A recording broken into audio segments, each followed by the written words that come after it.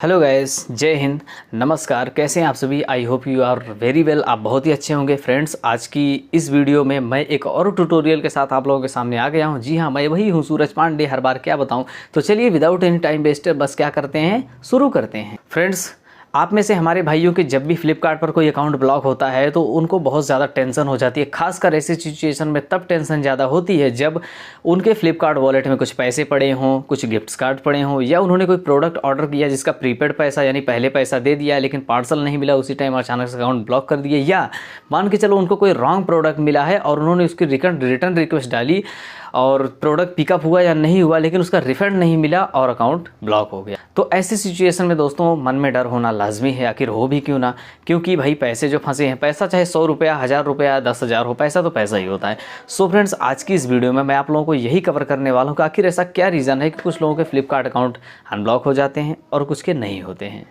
दोस्तों, इससे पहले मैं आप लोगों को दो चीज़ें बताना चाहूँगा कि अकाउंट जो ब्लॉक होते हैं फ्लिपकार्ट के, वो दो तरह के होते हैं। नंबर एक टेम्परेरी, नंबर दो परमानेंटली। टेम्परेरी मतलब जब भी फ्लिपकार्ट के एल्गोरिदम को ऐसा लगता है या कोई मतलब सस्पेक्टेड एक्टिविटी हो रही है, यानी कि जो यूज़र है वो तो लीगल है लेकिन उसके अकाउंट में कुछ संदिग्ध एक्टिविटी हो रही है या लेन देन जो है मतलब उसके पॉलिसी के अकॉर्डिंग नहीं है, या उसको कुछ डाउट ऐसा लग रहा है कि आप मतलब ओरिजिनल कस्टमर नहीं है, आपके अकाउंट से कोई छेड़छाड़ कर रहा है, तो ऐसी सिचुएशन में आपके अकाउंट को टेम्परेरी सस्पेंड कर देता है, यानी ब्लॉक कर देता है। मैं बता दूं फ्रेंड्स, सस्पेंड परमानेंटली और टेम्परेरी होने वाले सस्पेंडेंट की कोई ईमेल नहीं मिलती कि आपका अकाउंट किस टाइप से ब्लॉक हुआ है। वो दोनों एक ही तरीके रहते हैं, बस थोड़ा सा डिफरेंस ये रहता है कि जो टेम्परेरी रहता है उसके अनब्लॉक होने के चांसेस 99% रहते हैं कि वो अनब्लॉक हो जाएगा, और परमानेंटली का रहता है कि 99% नहीं होगा। दोस्तों, पर जब भी टेम्परेरी ब्लॉक होता है तो अकाउंट तो आपका ब्लॉक हो जाता है, लेकिन जब आप कस्टमर केयर से कांटेक्ट करते हैं तो वो चेक करता है कि आपका अकाउंट किस टाइप से ब्लॉक हुआ है, क्योंकि इसकी इन्फॉर्मेशन सिर्फ उनके पास रहती है। अगर आपका अकाउंट टेम्परेरी ब्लॉक हुआ है तो वो आपसे कुछ आइडेंटिफिकेशन, जैसे आपका आधार कार्ड, आपका जो फ्लिपकार्ट अकाउंट में आपने नाम डाला है वो नाम, किस नाम से अकाउंट बनाया है, कौन सी ईमेल आईडी रजिस्टर की है, कौन सा आपने मतलब नंबर डाला है, तो ये सारी चीज़ें पूछने के बाद वो जब वेरीफाई कर लेते हैं, अपनी टीम को भेज देते हैं, उनका एल्गोरिदम भी वेरीफाई कर लेता है, तो इसके बाद आपके उसी ईमेल पर, नंबर पे नहीं, ईमेल पर जो है आपको एक लिंक भेजता है। उस लिंक पर क्लिक करते हैं, आप अपना यूज़र आईडी मतलब पासवर्ड रीजनरेट करते हैं और इसके बाद आपका अकाउंट जो है अनलॉक हो जाता है।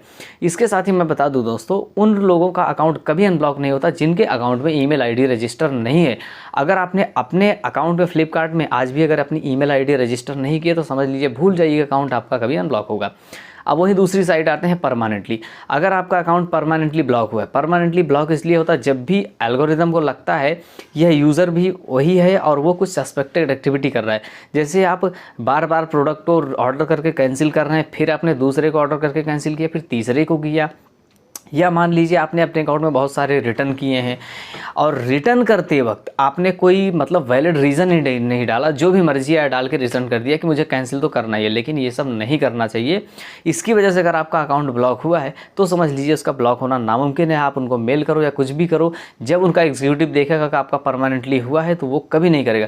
हालांकि वो लोग यह बताते भी नहीं है कि आपका अकाउंट परमानेंटली ब्लॉक हुआ है, क्योंकि अगर वो ऐसा बता देंगे तो लोग उनसे सवाल करने लगेंगे, चिल्लाने लगेंगे, उनका पीछा नहीं छोड़ेंगे। इसके लिए वो आप लोग अपना पीछा छुड़ाने के लिए आपको बोलते हैं सर 7 से 15 दिन का टाइम दीजिए, देखते हैं कुछ। उस टाइम तक के लिए आपको से 15-20 दिन के लिए छुट्टी ले लेंगे आपसे। उसके बाद 15-20 दिन बाद जब आप उनको कॉल करोगे, 15-20 दिन बाद वैसे भी मैटर ठंडा हो जाता है, क्योंकि जब स्टार्टिंग में ब्लॉक होता है अकाउंट उस टाइम आदमी हाई पर रहता है। 15 से 20 दिन बाद उनको भी पता है कि वो डाउन हो ही गया होगा, उस टाइम बता देंगे सर नहीं होगा। अब बता दिया अब आपका परमानेंट अकाउंट है। अब दोस्तों, आप लोगों के मन में सवाल आ रहा होगा कि आखिर आप पता कैसे लगाएं कि आपका अकाउंट परमानेंटली ब्लॉक है या टेम्परेरी।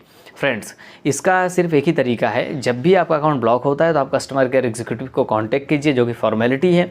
वो आपसे 5 दिन 10 दिन जो भी टाइम लेता है, अगर उसने आपसे आपका आधार कार्ड या कोई भी डॉक्यूमेंट्स नहीं मांगा तो आप उसी समय अंदाज़ा लगा लीजिए कि आपका अकाउंट परमानेंटली ब्लॉक हुआ है और ये आपसे पीछा छुड़ाना चाहता है। आप उससे क्वेश्चन पूछ लीजिए, हालांकि उनको बताने की अथॉरिटी नहीं रहती, लेकिन शायद हो सकता है वो आपको बता दे। उसके बाद दोस्तों, अगर वो बोलता है कि 10 दिन 15 दिन का टाइम लगेगा, अगर उसके दरमियान अगर आपका अकाउंट अनब्लॉक हो जाता है तो ठीक है, अगर नहीं होता है तो समझ लीजिए आपका अकाउंट परमानेंटली के लिए ब्लॉक हो चुका है।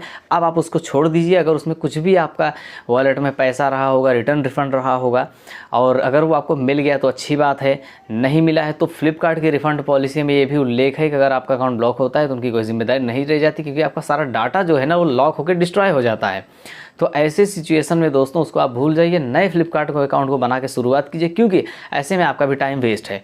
तो दोस्तों अगर 10-20 दिन अगर वो इंतजार करने को बोल रहा है तो आप कर सकते हैं, लेकिन इससे ज़्यादा मत कीजिए। आप दूसरा अकाउंट बना के फिर से तैयारी कीजिए, नए नाम से बनाए या पुराने नाम से, जो भी ईमेल आईडी जरूर रजिस्टर करें, क्योंकि जिसमें ईमेल आईडी रजिस्टर नहीं होती है वो अकाउंट अगर ब्लॉक हो गया तो समझ लीजिए वो फिर कभी ज़िंदगी में अनब्लॉक नहीं होगा। सो फ्रेंड्स, आई होप ये जानकारी आपको काफ़ी अच्छी लगी होगी और काफ़ी आपके लिए हेल्पफुल रही होगी। फ्रेंड्स, अगर जानकारी अच्छी लगी हो तो प्लीज़ लाइक कमेंट शेयर ज़रूर कीजिएगा, चैनल को सब्सक्राइब ज़रूर कीजिएगा। जय हिंद, वंदे मातरम।